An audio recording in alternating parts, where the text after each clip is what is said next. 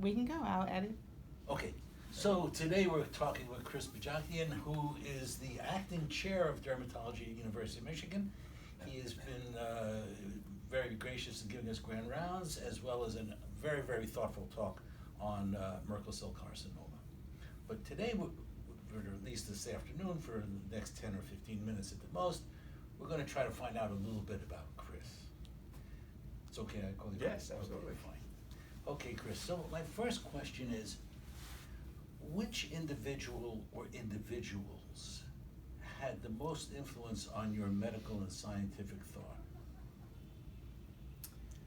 On my medical and scientific thought, I would have to go back to the beginning of my dermatology world. So I didn't grow up in this country. I grew up in the Netherlands and went to medical school at the University of Nijmegen, and did not have dermatology on my mind at all. I thought I was going to go into plastic surgery.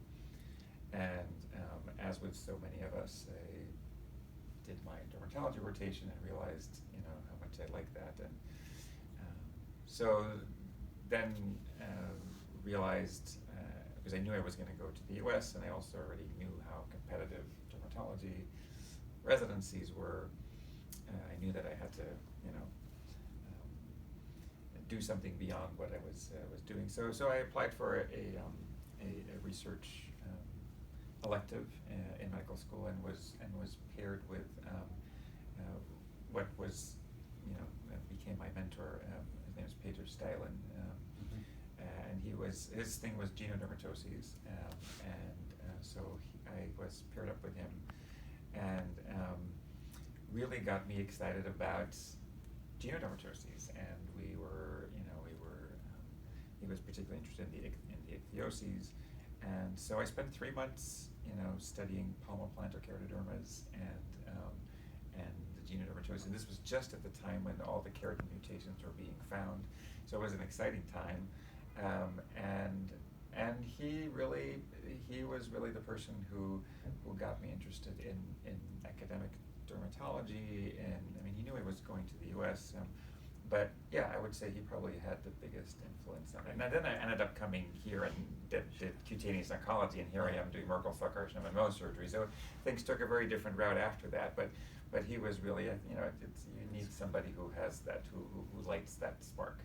Great. So he was that person. Now, of the medical and scientific colleagues that you think the highest of, what similar qualities do these individuals have? I guess the people that I look up to the most and don't consider myself one of are those people who are truly able to make that connection between, the cliche of the bench to bedside, and have the clinical expertise to see patients and interact with patients and extract from their patient interactions what they need to take them forward in the lab. And I would say a person that comes to mind in my own institution is Ange Delugos, who is kind of truly the physician scientist who can do that and can really bridge that gap. So I think those are and as I said, I don't claim to be one of them, but when I see that, I'm always very impressed by people who can do that. Ange is a very special person. He was a resident when I was at Penn, and in fact, yes, we right. sent him down, and he on a T-32, and his career took off. Right. I love Ange. Yes, yeah, and he's he's an MD. He's not an MD PhD. No. But he can do, but he can also interact with patients, and he can also, he actually has a very different clinical interest than his research interest. He does a lot of, on the research side, he does a lot of the hedgehog pathway, and now I got him going on Merkel cell, but he has a clinic where he sees immunobolus patients, You know, it's very interesting. You don't necessarily need a PhD to be successful. George Katsarelis Right. is in my lab, Right. and he functions just like a physician scientist. He is a Right. physician scientist, Right. and like an MD PhD, but he just did a fair amount of postdoctoral work, and he's, you know, Right. it's all what's up here. Yeah, and to stick kind of with the SBDRC theme, so Anj is one of the co-directors. Our other co-director is Johan Yeah. Gudjonsson. And I would say the same about him. I mean, he has that ability, you know, to kind of dissect complex, you know, cutaneous disease in clinic, and at the same time does all these amazing things in the lab. So those are the people that really impress me. Now, I know you don't know this person, or I'd be surprised if you do know this person. A pitcher for the New York Yankees called Lefty Gomez. Ever hear of Lefty Gomez? No, No. I'm sure you did. Remember, I didn't grow up with this Well, country. I so- understand, and most of your peers that did grow up here wouldn't know him anyway. But nonetheless, Lefty Gomez was a outstanding Hall of Fame pitcher for the Yankees in the 30s and 40s. But as good a pitcher as he was also known for his quotes. And one of his quotes, which is certainly applies to me, and is my favorite, is he's the one who's credited with saying, "I'd rather be lucky than good." How much has luck played a part in your career? That's a great question. A lot. I mean, and I think that anybody who thinks that doesn't play a role is probably just hasn't seen that it has happened. So many things. I mean, going back to that first, I think a huge part of all of our careers in science is dependent on our mentors. I mean, yes, you can do it all on your own, but it's so much harder. And I think all of us who have been successful, you know, can say, well, it was this person who kind of got me going in that direction. So even just simply being paired with the right mentor, and I have been, so Peter Steyler was the first person, but you know, when I got to Michigan, I kind of became the mentee of Tim Johnson, who, you know, has been really a pioneer in cutaneous oncology.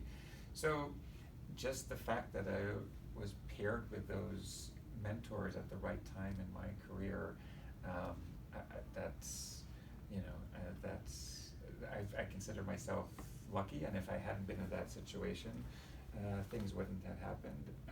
But at the same time, I will also say that, and this is something that actually my wife and I often use as a quote, and we say it to our children, is that to some degree, we also make our own luck.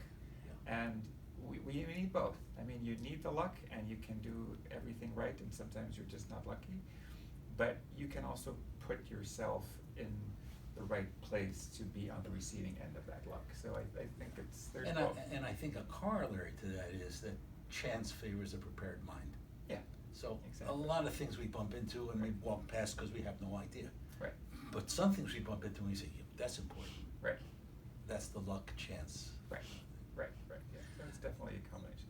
Not from a personal point of view, but what has been the most important medical/scientific advice you've ever gotten? There's not take aspirin or eat vegetables, but Yeah. you know, career-wise. It's an interesting question.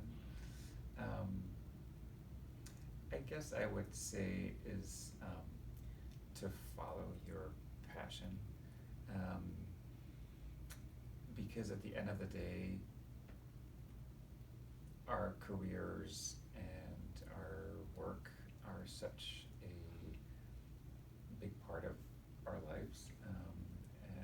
If we count the number of hours that, you know, in the day, there's just no question that we spend most of those with, you know, at work and with our colleagues compared to our family.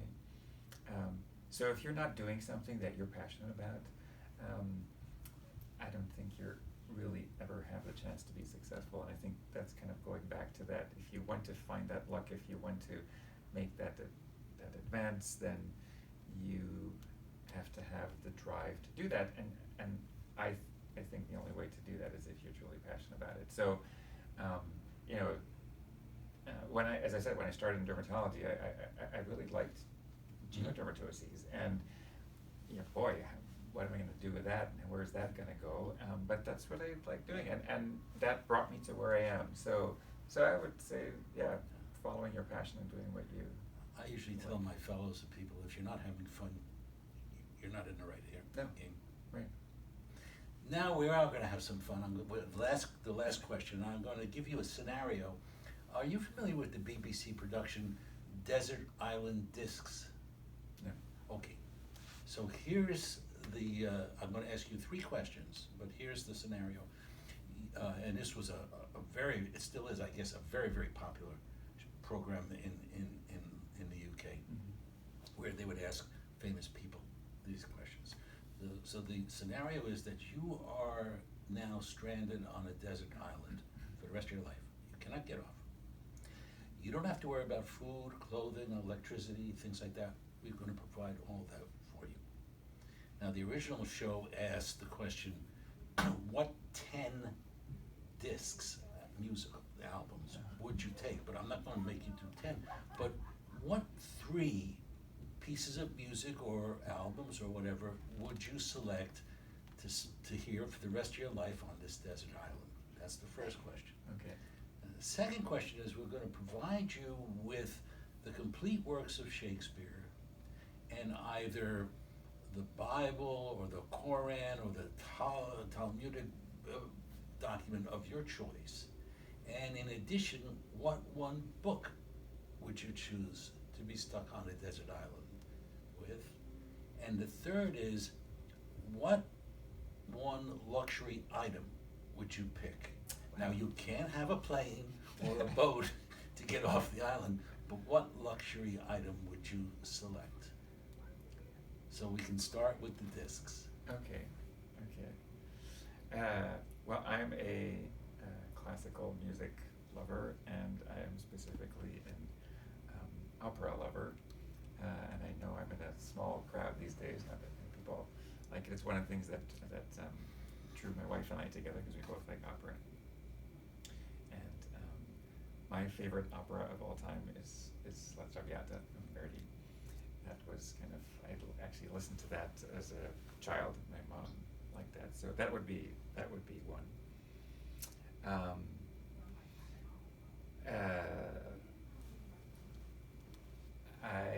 Let's see. I wouldn't want to go all classical if I only have 3 choices. This is also going to show my age, but I've always been a big Simon and Garfunkel lover, so I would probably choose a album of theirs. And I guess my third one probably would still be classical again, and I'm hedging a little bit. I would either go with a Mozart concerto or Chopin. Good choices. Now your book. My book. So I will admit I am actually not, that's one of my faults that my parents have always criticized me on, but I'm not a big reader. I'm not a big fiction reader. And when I pick up a book, I much rather read nonfiction. So I wouldn't be the whatever the latest fiction is. I'm going to be simple there and pick the book that I have had on my bedside table for the last 2 years and haven't touched because I can't find time to read it.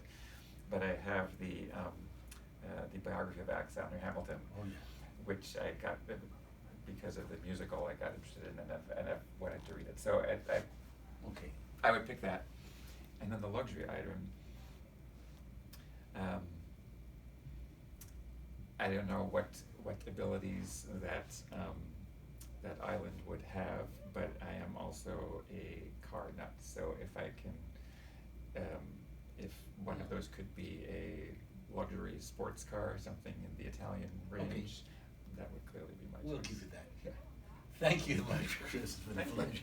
Thank you. That wasn't so bad, was it? Yes. No, it's very enjoyable. Good.